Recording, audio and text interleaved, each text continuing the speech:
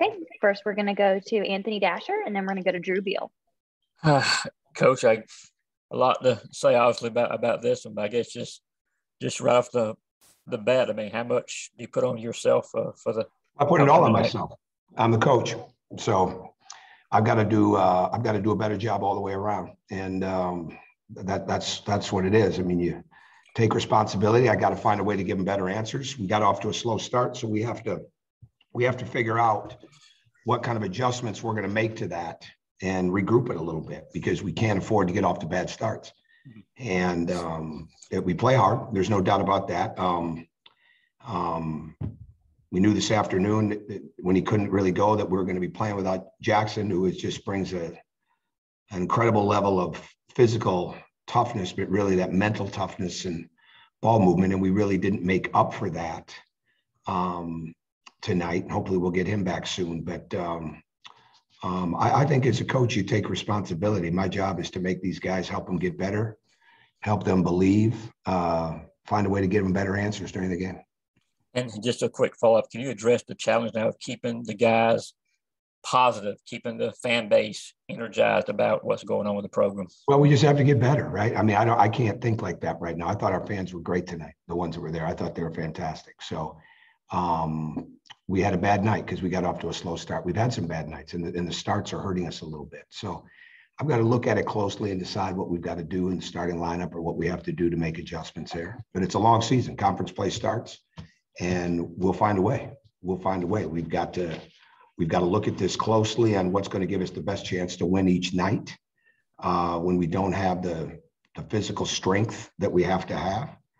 The bottom line tonight, we did not guard the dribble nearly as good as we needed to. And that's, we probably couldn't spend a lot more time on that.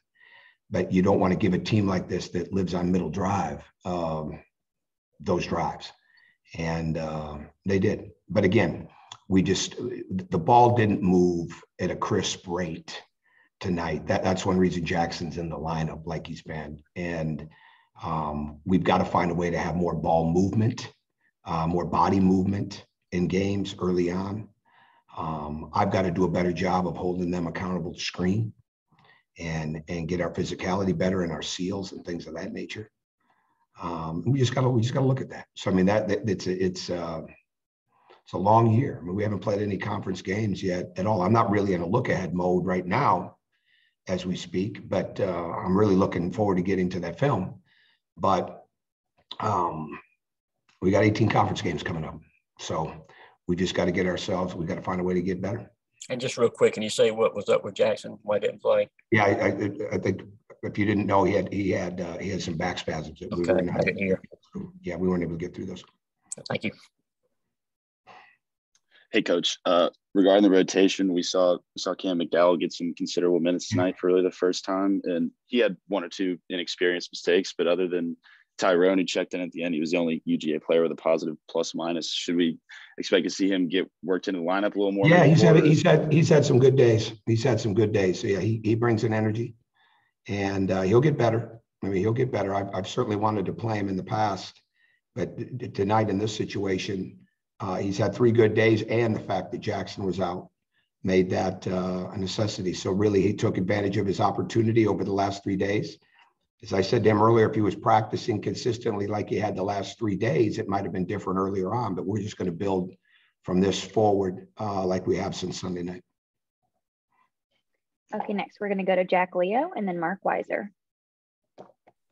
Yeah, Coach, second straight game where you guys have kind of started, really slow at that first half and actually, been down at the half by double digits.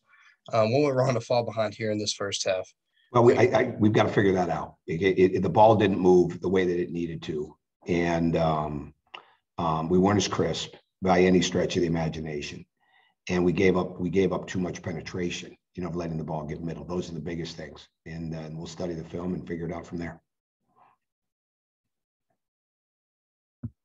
Hey, Tom, when you talk about needing to find answers, you guys had a pretty good layover in between games. I mean, what is that about in terms of, when you look at it's me being the coach, Mark, taking responsibility for the game. That's what it means. And just trying to help give them, make the game easier for them all the time. That's really what it is.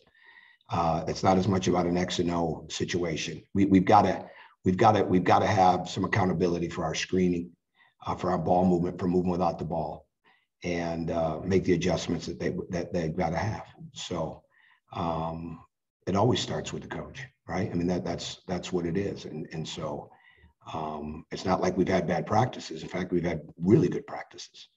But that's all that means. So do you see the fight and determination from your guys?